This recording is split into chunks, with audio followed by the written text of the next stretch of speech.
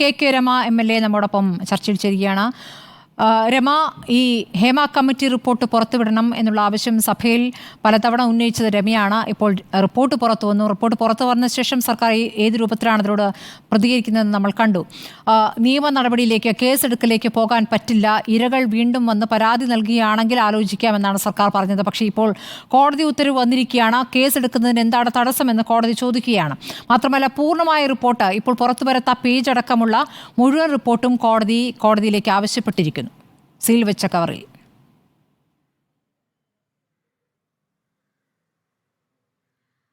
അതെ സ്മൃതി, നമുക്ക് ആകെ ഒരു പ്രതീക്ഷ ഇപ്പോഴതാണ്. ബഹുമാനപ്പെട്ട ഹൈക്കോടതിയുടെ ഈ ഇടപെടൽ കേരളത്തിലെ പൊരുതുന്ന സ്ത്രീകളെ, പ്രത്യേകിച്ചും WCCക്ക് വലിയ ആത്മവിശ്വാസം ഉണ്ടാക്കുന്നത് കൂടിയാണ് എന്നാണ് ഞാൻ വിചാരിക്കുന്നത്. അവർ ഇത്രയും നാൾ നടത്തിയ ഒരു പോരാട്ടത്തിന് കോടതി ആ രൂപത്തിൽ അതിനെ കണ്ടു എന്നുള്ളത് വളരെ സന്തോഷം തരുന്നതാണ്. അതിൽ എന്തെങ്കിലും ഒരു മാറ്റം ഉണ്ടാകുമെന്നുള്ള പ്രതീക്ഷയിലാണ് നമ്മളിപ്പോഴുള്ളത്. അപ്പോൾ ഈ കോടതിയുടെ ഈ ഇടപെടലോടുകൂടി സർക്കാരിൻ്റെ സകല വാദങ്ങളും പൊളിഞ്ഞില്ലേ? സർക്കാർ ഇതുവരെ എന്താണ് പറഞ്ഞത്? ഇതിനകത്ത് കേസെടുക്കാൻ കഴിയില്ല എന്നാണല്ലേ പറഞ്ഞത്. ഇന്ന് ബഹുമാനപ്പെട്ട ധനകാര്യ വകുപ്പ് മന്ത്രി പറഞ്ഞല്ലോ കേസെടുക്കുന്നതിന് പ്രശ്നമില്ല എന്നുള്ളതിനെ സംബന്ധിച്ച്. കേസെടുക്കാൻ പറ്റില്ല എന്നുള്ള സർക്കാരിൻ്റെ വാദം തീർത്തും പൊള്ളയാണ് എന്നുള്ളത് നമുക്കെല്ലാവർക്കും അറിയാം. നിങ്ങൾ നോക്കൂ, നമ്മുടെ നാട്ടിൽ പലവിധ കേസുകൾ ഉണ്ടാകുന്നു. ഇപ്പോൾ ഒരു ബോംബ് സ്ഫോടനമുണ്ടായ ഒരു സ്ഥലത്ത് അവിടെ ആരെങ്കിലും പരാതിപ്പെട്ടിട്ടാണോ പോലീസ് പോയി കേസെടുക്കുക? അവിടെ പോലീസ് ഒരു കൃത്യം നടന്നു എന്ന് മനസ്സിലാക്കിയാൽ അവിടെ കേസെടുക്കാം. അതുതന്നെയാണല്ലോ ഈ കേസ്. കൃത്യം നടന്നു എന്ന് രേഖകൾ സഹിതം സർക്കാരിൻ്റെ മുന്നിൽ വരികയാണ്. അതും ആലോചിച്ച് നോക്കൂ, നമ്മൾ 4.5 വർഷം നമ്മളിത് ചർച്ച ചെയ്തുകൊണ്ടിരിക്കുകയാണ്. 4.5 വർഷം ഈ ഒരു സ്ഫോടനാത്മകമായ കാര്യങ്ങൾ ഈ റിപ്പോർട്ടിൽ ഉണ്ടായിട്ട് ആ റിപ്പോർട്ട് പുറത്തു വന്നത് 295 പേജ്, ബാക്കി പുറത്തു വരാത്ത പേജുകൾ ഉൾപ്പെടെ സർക്കാരിൻ്റെ കൈവശമുണ്ട്. അതിനകത്ത് പറയുന്ന കാര്യങ്ങൾ എല്ലാം ഉണ്ട്. എന്നിട്ടും അതൊന്നും പരിശോധിക്കാതെ ഏതിലെങ്കിലും ഒരു പരിശോധന നടത്തിയോ സർക്കാർ? എന്തെങ്കിലും ഒന്ന് നോക്കിയോ?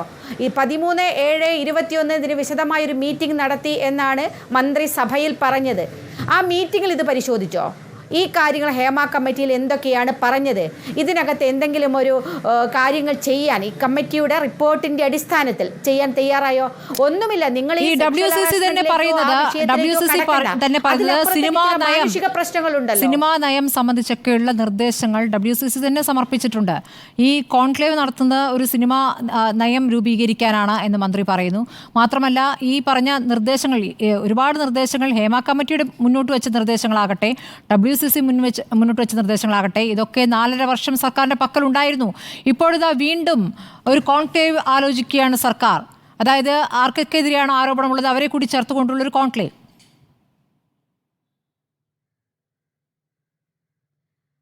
ഇതൊക്കെ പ്രഹസനമല്ലേ സ്മൃതി? എന്ത് കോൺക്ലേവ്? ഈ രാജ്യത്ത് നമ്മുടെ നാട്ടിലൊക്കെ നിയമങ്ങൾ ഉണ്ടാക്കിയിട്ട് ഇതുപോലെ കോൺക്ലേവ് മാമാങ്കങ്ങൾ നടത്തിയിട്ടാണോ ഏതെങ്കിലും നിയമമുണ്ടാക്കിയത്?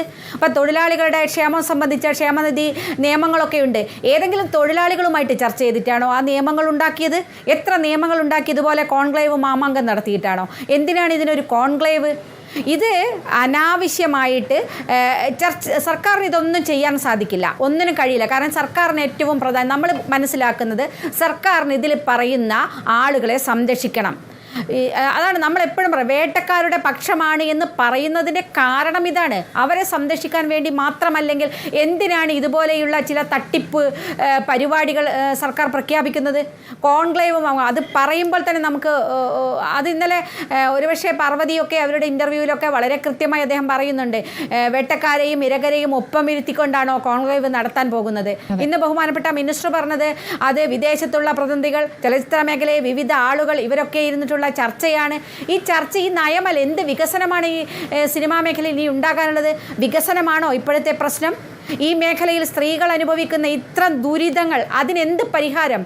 അതിനെന്താണ് ഇവർ ചെയ്തത് ഇത്രയും കാലമായിട്ട്? അതൊക്കെ ഞാൻ പറയാം, മാനുഷികമായ പ്രശ്നങ്ങൾ ഇതിനകത്തില്ലേ? സിനിമാ സെറ്റിൽ അവർക്ക് മൂത്രമൊഴിക്കാൻ പോലും പോകാൻ കഴിയുന്നില്ല എന്ന് പറയുന്ന മാനുഷിക പ്രശ്നം അതിലില്ലേ? അഡ്രസ്സ് ചെയ്തോ ഈ ഗവൺമെൻറ്? ഈ 4.5 വർഷമായിട്ട്, അതിന് മുന്നേ പോകട്ടെ, അവർക്കറിയാമോ ഇല്ലയോ എന്ന് നമ്മൾ നോക്കണ്ട. 4.5 വർഷമായി ഈ റിപ്പോർട്ടിൽ പറയുന്ന ഇത്രയും വളരെ ഭയാനകമായ കാര്യങ്ങൾ അതൊന്ന് പരിശോധിച്ചിട്ടുണ്ടെങ്കിൽ അതിനൊരു പരിപാലനം ഇത്തരം ഈ സെറ്റുകളിലൊക്കെ ഇത് വെക്കണം എന്നൊരു നിർദ്ദേശം കൊടുക്കാൻ എന്താണ് സർക്കാരിന് താമസമുണ്ടാകുന്നത്? അതിൽ ഈ സിനിമയിലെ സംഘടനയിലെ ആളുകളെ ഒന്ന് വിളിച്ചിരുത്തി സംസാരിക്കാമോ? ഇപ്പോഴും നമ്മൾ നോക്കൂ സ്മൃതി, ഏതെങ്കിലും താരസംഘടനയിലെ ആളുകൾ പ്രതികരിച്ചോ? ഇവിടെ പല സംഘടനാ നേതാക്കന്മാരുണ്ടായി, ഒരാളുടെയും പ്രതികരണങ്ങൾ നമ്മൾ കണ്ടിട്ടില്ല. എന്താ അവർ പ്രതികരിക്കാത്തത്? ഇന്നലെ AMMയുടെ സെക്രട്ടറി പറഞ്ഞത് ഞങ്ങൾ പഠിക്കട്ടെ എന്ന്. എന്നാണ് ഇവർ പഠിക്കുക? ഇവരെ പറ്റിയുള്ള കാര്യങ്ങളായിരിക്കാം ഇതിനകത്ത് എഴുതിയത്, അതുമായിരിക്കും ഈ പഠിക്കുക എന്ന് പറയുന്നത്. ഇത് ഇത്തരം വിഷയങ്ങൾ, ഈ താരരാജാക്കന്മാർ, വലിയ രാജാക്കന്മാരാണല്ലോ ഇതിനകത്തുള്ളത്, ഒരുപാട് ആളുകൾ. മിന്നും ഹേമ കമ്മിറ്റി പറയുമ്പോൾ മിന്നും നക്ഷത്രങ്ങൾ, അവർക്കൊക്കെ അറിയില്ല ഈ സിനിമ സെറ്റിൽ എന്താണ് ഈ പെൺകുട്ടികളൊക്കെ അനുഭവിക്കുന്ന പ്രയാസങ്ങൾ. ഇന്ന് മറ്റൊരു തരത്തിലേക്ക് പോകണം. ഞാൻ നമ്മുടെ മാനുഷികമായ ചില പ്രശ്നങ്ങൾ മാത്രം എടുത്താൽ അവർക്കവിടെ ഭക്ഷണം കഴിക്കാൻ പറ്റുന്നില്ല, അവർക്കവർ ഡ്രസ്സ് മാറ്റാൻ കഴിയുന്നില്ല, ഒന്ന് ബാത്റൂമിൽ പോകാൻ കഴിയുന്നില്ല എന്ന് പറയുന്ന പ്രശ്നങ്ങൾ അഡ്രസ്സ് ചെയ്യാൻ സാധിച്ചോ? സർക്കാരിന് സാധിച്ചോ? ഈ സംഘടനകൾക്ക് ആർക്കെങ്കിലും സാധിച്ചോ? എന്തിനാണ് ഈ AMMയ്ക്ക് ഉണ്ടാക്കിയത്? ഏതോ അതിന് മെമ്പർഷിപ്പ് എടുക്കാൻ 5 ലക്ഷമോ മറ്റോ വേണമെന്നാണ് ഞാൻ കേട്ടത്. ശരിയാണോ എന്ന് എനിക്കറിയില്ല. അത്തരം വലിയ പൈസ കൊടുത്ത് മെമ്പർഷിപ്പ് ഉണ്ടാക്കി ഈ സംഘടന എന്തിനു വേണ്ടിയാണ് ഇവർ ഈ സംഘടന ഉണ്ടാക്കിയത്? ഈ സംഘടനയൊക്കെ പിരിച്ചുവിടേണ്ട സമയം കഴിഞ്ഞിരിക്കുന്നു. കാരണം ഇത്രയും രൂക്ഷമായ പ്രശ്നങ്ങൾ ഈ മേഖലയുണ്ടായിട്ട് അതിനെയൊന്ന് അഭിസംബോധന ചെയ്യാൻ, അതിലൊന്ന് പരിഹരിക്കാൻ, ഇത് ഈ സുതാര്യമായി മേഖലയിലേക്ക് പോകാൻ ഒരു ഇടപെടൽ നടക്കാത്ത സംഘടന ആർക്ക് വേണ്ടിയിട്ടാണ്? ഈ WCC ഇതിനകത്ത് ഈ പോരാട്ടം നടത്തിയിട്ടില്ലെങ്കിൽ ഇപ്പോഴും വെളിച്ചത്ത് കൊണ്ടുവരാൻ സാധിക്കുമോ സ്മൃതി? ഇപ്പൊ പറയുന്നു കേരളത്തിൽ മാത്രമല്ലേ ഇത് നടത്തിയിട്ടുള്ളൂ, ഇങ്ങനെ ഒരു കമ്മീഷൻ വെച്ചത് കേരളത്തിലല്ലേ? അതാണ് സർക്കാർ ഏറ്റവും പ്രധാനപ്പെട്ട വാദം. ഇത് നടാടെയാണ്, രാജ്യത്ത് തന്നെ നടാടെയാണ് എന്നുള്ളതും, അങ്ങനെ ഒരു ഇച്ഛാശക്തി കാണിച്ച സർക്കാരാണ് ഇടത് സർക്കാർ എന്നുള്ളതുമാണ് സർക്കാരിന്റെ വാദം. ഈ ഹേമ കമ്മിറ്റി റിപ്പോർട്ടുണ്ടായി, ആ റിപ്പോർട്ടിന്മേൽ നടപടിയെടുത്തിട്ടില്ല, പുറത്തുവിടാൻ അല്പം ബുദ്ധിമുട്ടി. പക്ഷേ ഈ ഒരു കമ്മിറ്റി രൂപീകരിച്ചല്ലോ, അതാണ് സർക്കാർ ഏറ്റവും ശക്തമായി പറയുന്നൊരു വാദം.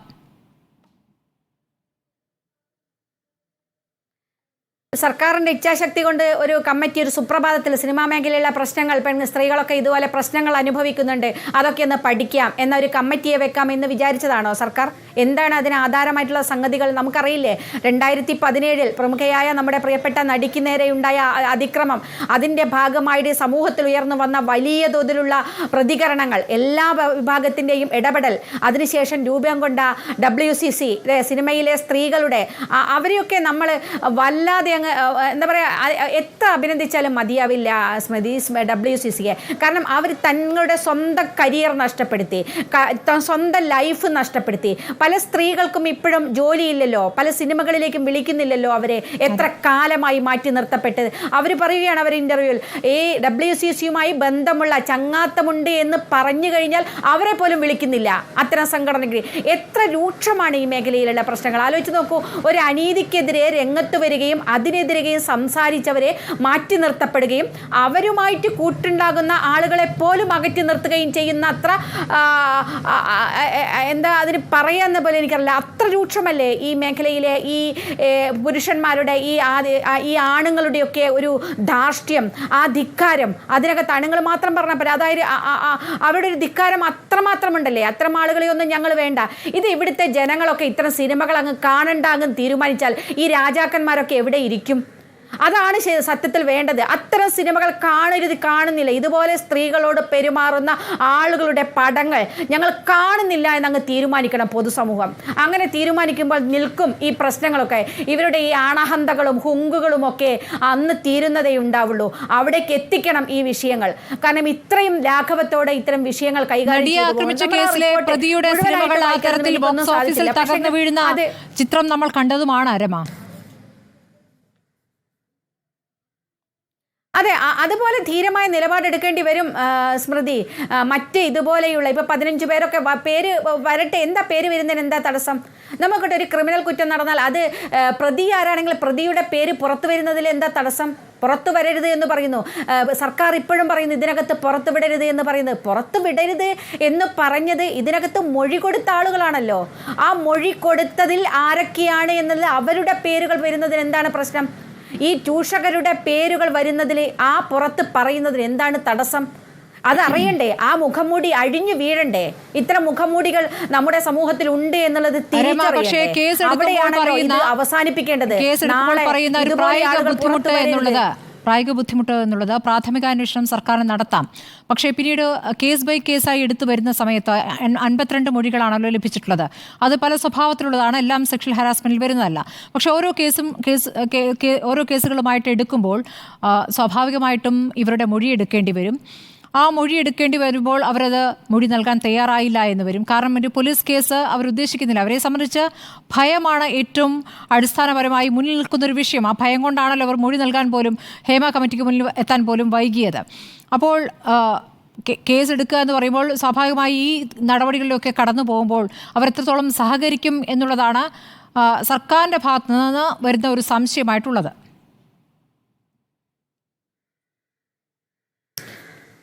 അല്ല, അതൊരു പ്രശ്നം തന്നെയാണ് സ്മൃതി. കാരണം ഈ മൊഴി കൊടുത്ത ആളുകൾ, ഞാൻ വിചാരിക്കുന്നു അവരൊക്കെ ഇപ്പോൾ ഒരു വലിയ മെൻ്റൽ ട്രോമയിലൂടെ കടന്നു പോകുന്നുണ്ടാകും. കാരണം ഈ പേരുകളൊക്കെ പുറത്തു വരുമോ എന്നുള്ളൊരു ഭയം അവരെ ഇപ്പോഴും ഉണ്ടാകുമെന്ന് തന്നെയാണ് ഞാൻ വിചാരിക്കുന്നത്. നിങ്ങൾ നോക്കൂ, ഞാൻ വിചാരിക്കുന്നിടത്തോളം ഈ മൊഴി കൊടുത്ത ആളുകളൊക്കെ ആ മൊഴി കൊടുത്ത് അത് വായിച്ച് കേൾപ്പിച്ച് ഒപ്പിടണമല്ലോ. പിന്നെ അവർ പറഞ്ഞ കാര്യങ്ങൾ വീണ്ടും അവർ കേൾക്കുമ്പോൾ പോലും അവരനുഭവിച്ച ഒരു മാനസിക പ്രശ്നങ്ങൾ നമുക്ക് ഊഹിക്കാവുന്നതേ ഉള്ളൂ സ്മൃതി. അത്രമാത്രം ഭീകരമാണ് ചില സംഭവങ്ങൾ എന്നുള്ളതാണ് നമുക്ക് മനസ്സിലാകുന്നത്. അപ്പോൾ അവർ പോയിട്ട് നേരിട്ട് മൊഴി കൊടുക്കണം എന്ന് പറഞ്ഞാൽ അവർക്ക് പിന്നെ ജീവിക്കാൻ, അത്തരം ആളുകൾ ചിലപ്പോൾ ഈ സമൂഹത്തിൽ ഉണ്ടാവില്ല. അവർക്ക് ജീവിക്കാൻ കഴിയില്ല.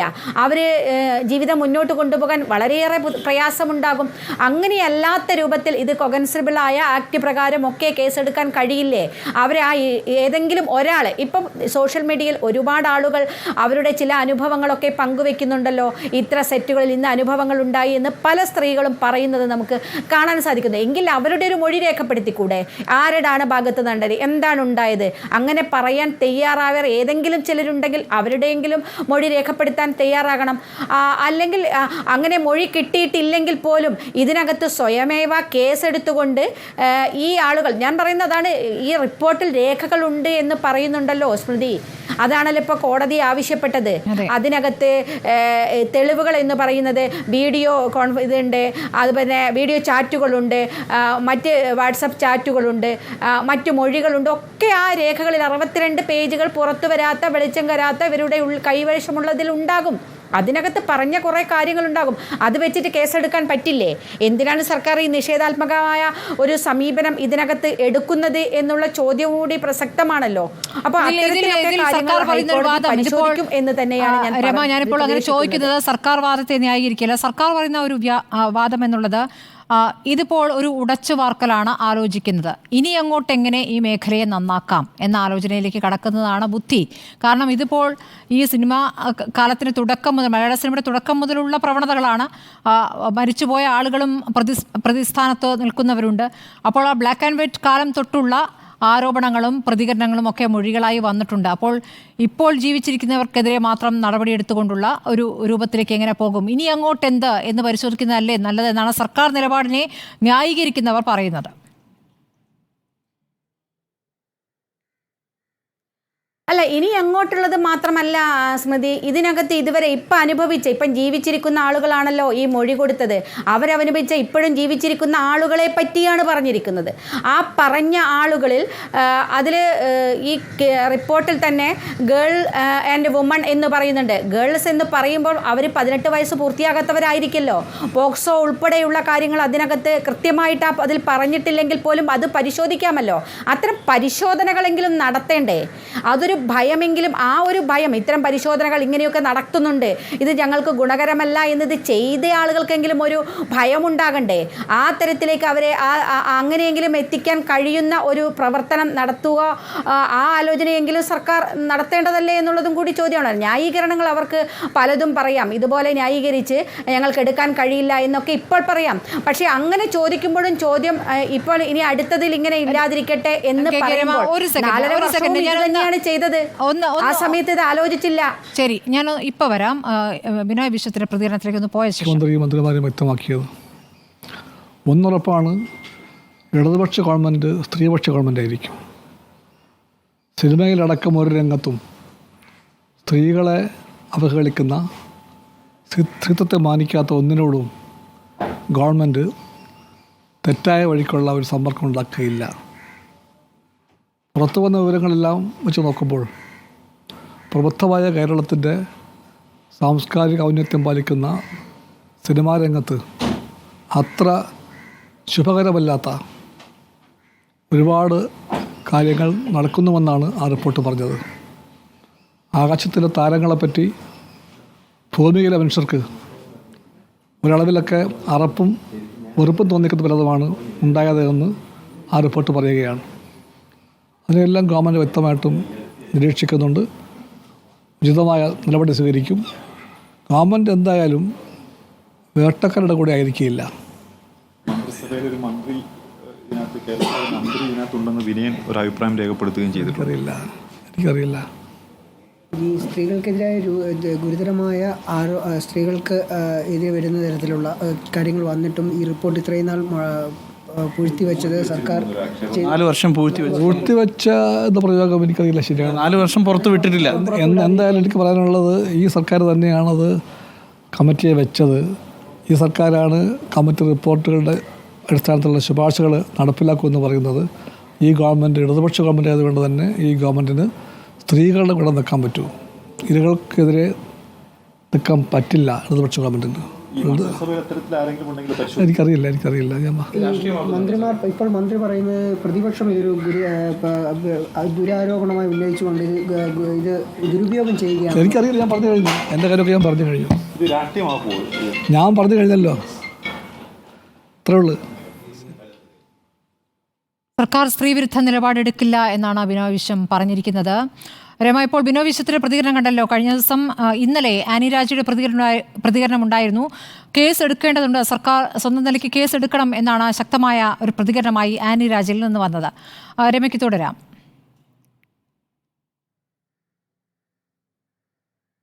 അല്ല, ബഹുമാനപ്പെട്ട വിനോയ് വിശ്വസ്തിന് അതല്ലാതെ പറയാൻ കഴിയില്ലല്ലോ. ഇവരുടെ ഈ നേതാക്കന്മാരുടെ ഭാഗത്തു നിന്നൊക്കെ ഇതിലപ്പുറത്ത് അവർക്കുള്ളിൽ അഭിപ്രായമുണ്ടെങ്കിലും അതിലപ്പുറത്തേക്ക് ഒരു അഭിപ്രായമൊന്നും പ്രതീക്ഷിക്കുന്നില്ല സ്മൃതി. അതുകൊണ്ട് ബിനോയ് വിശ്വം അത് തന്നെയേ പറയുള്ളൂ. ഏതായാലും അനിരാജയെ പോലെയുള്ള ആളുകളൊക്കെ അത് പറയുന്നുണ്ട് എന്നുള്ളതും, അതുപോലെ നമുക്ക് ഈ സത്യത്തിൽ വനിതാ കമ്മീഷൻ്റെ ഒരു നിലപാടൊക്കെ വളരെ പ്രയാസം തോന്നുക, ശരിക്കും അത്ഭുതപ്പെടുത്തുക. വനിതാ കമ്മീഷൻ എന്ന് ചോദിച്ചത് എന്താ, പിന്നെ ഇതിനകത്ത് ഏതെങ്കിലും ഊഹാപോഹങ്ങളുടെ അടിസ്ഥാനത്തിൽ കേസെടുക്കാൻ കഴിയുമോ എന്നുള്ളതാണ്. എങ്ങനെയാണ് ഈ റിപ്പോർട്ട് വായിച്ചു കഴിഞ്ഞാൽ ഊഹാപോഹങ്ങളാണ് എന്ന് പറയാൻ സാധിക്കുക? ഊഹാപോഹങ്ങളാണോ ഇതിനകത്ത് മുഴുവനുള്ളത്? Hear to say not to hear say വളരെ കൃത്യമായിട്ട് അതിനകത്ത് പറയുക. കൃത്യമായ മൊഴികളും തെളിവുകളുടെയും അടിസ്ഥാനത്തിലാണ്, കേട്ടുകേൾവിയുടെ അടിസ്ഥാനത്തിലല്ല എന്ന് വളരെ കൃത്യമായിട്ട് എഴുതി വെച്ചിടത്തിലാണ് ഇത് വീണ്ടും പറയുന്നത്. അപ്പോൾ സർക്കാരിൻ്റെ ഭാഗമായിരിക്കുന്ന സംവിധാനങ്ങളൊക്കെ ഇങ്ങനെ തന്നെ പറഞ്ഞുകൊണ്ടിരിക്കുന്നിടത്തിലേക്കാണ് ഇവിടെ എത്ര ഉച്ച വെച്ചിട്ടും ഈ സർക്കാർ ഇത്തരത്തിലേ മുന്നോട്ട് പോകുള്ളൂ എന്ന് നമുക്ക് തോന്നാൻ കഴിയുന്നത്. ഇതിനകത്ത് സർക്കാർ അടിയന്തരമായി ചെയ്യേണ്ടത് ഒരു സ്പെഷ്യൽ ഇൻവെസ്റ്റിഗേഷൻ ടീമിനെ നിയമിക്കണം.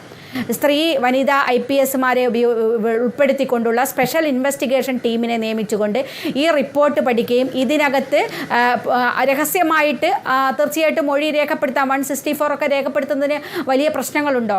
ആ രേഖപ്പെടുത്തിക്കൊണ്ട് കേസ് ഹാജരാക്കുന്നതിന് എന്താണ് തടസ്സം? ആ കേസുമായിട്ട് മുന്നോട്ട് പോകുന്നതിന് എന്താണ് തടസ്സം? അത്തരത്തിലുള്ള അന്വേഷണമെങ്കിലും ഏറ്റവും ചുരുങ്ങിയത് നടത്താൻ സർക്കാർ പ്രഖ്യാപിക്കുകയാണ് ചെയ്യേണ്ടത്. ഈ റിപ്പോർട്ട് സ്ത്രീകളുടെ കൂടെയാണ്, ഞങ്ങൾ ഇരയ്ക്കൊപ്പമാണ് എന്നാണ് സർക്കാർ ഇപ്പോഴും പറയുന്നതെങ്കിൽ, ഈ ന്യായീകരണങ്ങൾ ശുദ്ധീകരിക്കാനാണ് പോകുന്നതെങ്കിൽ ഏറ്റവും ചുരുങ്ങിയത് അതെങ്കിലും ചെയ്യാൻ സർക്കാർ ഇപ്പോൾ തയ്യാറാവേണ്ടതാണ് എന്നുള്ളതാണ്. ഇല്ലാതെ ഈ പറയുന്നതിനൊന്നും യാതൊരു അർത്ഥവുമില്ല. ഒരു കോൺക്ലേവും മാമാങ്കവുമല്ല ഈ നാട്ടിലെ സ്ത്രീകൾക്ക് ആവശ്യം. ഇവിടെ സിനിമയിലെ പ്രവർത്തിക്കുന്ന ഈ പറഞ്ഞ ആളുകൾക്കൊക്കെ അവരൊക്കെ ഭയത്തിൽ ഇപ്പോഴും നിൽക്കുകയായിരിക്കും. ആ ഭയത്തിൽ നിൽക്കുന്ന ആളുകൾക്കൊന്നും ആവശ്യം അതല്ല. അവരത് പറഞ്ഞത് അത്രമാത്രം തീക്ഷ്ണമായ അനുഭവങ്ങളിൽ കൂടിയായിരിക്കും അവരത് പറഞ്ഞിട്ടുണ്ടാവുക എന്നുള്ളതും നമുക്കറിയാം. അതുകൊണ്ട് അങ്ങനെ ഒരു തീരുമാനത്തിലേക്ക് സർക്കാർ അടിയന്തരമായി എത്തേണ്ടതാണ്. ഈ കോൺക്ലേവിന് മുന്നേ സർക്കാർ അത് തീരുമാനിക്കുമോ എന്നുള്ളതാണ് നമ്മുടെ ചോദ്യം. ഈ കോൺക്ലേവ് തടയുമെന്നാണ് പ്രതിപക്ഷ നേതാവെന്ന് പറഞ്ഞത്. ഇക്കാര്യത്തിൽ പ്രതിപക്ഷം ഒരുമിച്ച് എങ്ങനെയൊരു നിലപാടിലേക്കാണ് പോകുന്നത്?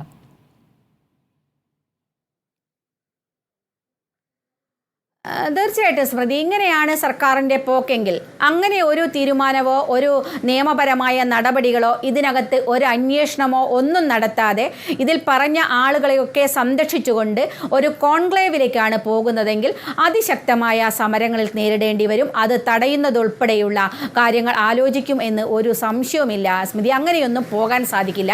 ഇത്തരം കാര്യങ്ങളൊക്കെ വിട്ടുവീഴ്ചയില്ലാത്ത സമീപനങ്ങൾ ചില കാര്യത്തിൽ എടുത്തെങ്കിൽ മാത്രമേ ഇതിനൊരു മാറ്റം ഉണ്ടാക്കിയെടുക്കാൻ സാധിക്കുള്ളൂ. അതുകൊണ്ട് കോൺക്ലേവ് അല്ല നമുക്ക് ആവശ്യം. അത് സിനിമാ മേഖലയിലെ വികസനത്തിന് അവർ മറ്റ് പലതും പിന്നീട് നടത്തിക്കോട്ടെ. ഇതിൻ്റെ ബേസ് ചെയ്തുകൊണ്ട് ഒരു കോൺക്ലേവ് അല്ല ഇവിടെ ആവശ്യം. അതിനല്ല WCC അവർ പോരാട്ടം നടത്തുന്നത്. അവർ ഇതുവരെ പറഞ്ഞ കാര്യങ്ങളും അതല്ല. അതിനോട് ചേർന്നാണ് നമ്മളെല്ലാവരും നിൽക്കുന്നത്. അവരുടെ ആ പോരാട്ടത്തിനോടൊപ്പം ചേർന്നു തന്നെ പറയാണ് അത്തരത്തിലൊരു മാമാങ്കത്തിന് അനുവദിക്കുന്ന ഒരു വിഷയം ഉദിക്കുന്നില്ല. വളരെ നന്ദി KK രമ ഘട്ടത്തിൽ പ്രതികരിച്ചതിന്. കോൺക്ലേവ് അനുവദിക്കില്ല എന്ന പ്രതിപക്ഷം ശക്തമായി പറഞ്ഞു കഴിഞ്ഞിരിക്കുന്നു. ഇപ്പോൾ സർക്കാരിന് വലിയ തിരിച്ചടിയാണ് കോടതിയിൽ നിന്നുണ്ടായിരിക്കുന്നത്. കേസെടുക്കാൻ എന്താണ് മടി എന്ന് സർക്കാരിനോട് കോടതി ചോദിച്ചിരിക്കുന്നു. മാത്രമല്ല മുഴുവൻ ഹേമ കമ്മിറ്റിയുടെ പുറത്തേക്ക് വിടാത്ത പേജുകളടക്കം മുഴുവൻ റിപ്പോർട്ടിൻ്റെ വിശദാംശങ്ങൾ സീൽ വെച്ച കവറിൽ കോടതിക്ക് മുമ്പാകെ സമർപ്പിക്കണമെന്നാണ് കോടതി വ്യക്തമാക്കിയിട്ടുള്ളത്. അതിൽ ഗുരുതരമായ വിഷയങ്ങളുണ്ട്, ചർച്ച ചെയ്യേണ്ട വിഷയങ്ങളുണ്ട് എന്ന് കോടതി കണ്ടെത്തിയിരിക്കുന്നു. നേരത്തെയും ഹൈക്കോടതി ഡിവിഷൻ ബെഞ്ചും സിംഗിൾ ബെഞ്ചും ഈ വിഷയത്തിൽ ശക്തമായ നിലപാടെടുത്തിരുന്നു. ഇപ്പോൾ WCC നിലപാടിനെ അംഗീകരിക്കുന്ന സമീപനം ഹൈക്കോടതിയിൽ നിന്ന് പലതവണയായി വന്നുകൊണ്ടിരിക്കുന്നു.